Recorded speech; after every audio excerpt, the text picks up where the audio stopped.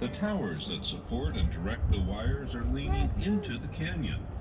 These are Not cantilever here. towers, Over designed there. to ensure that the wires do not touch the walls of the canyon and short I'm gonna power. see if the thing works that people have been trying. You better not lose your Now look phone. downriver, midway on the canyon wall, and you will see a rectangular concrete building with Hopefully 6 it works. holes.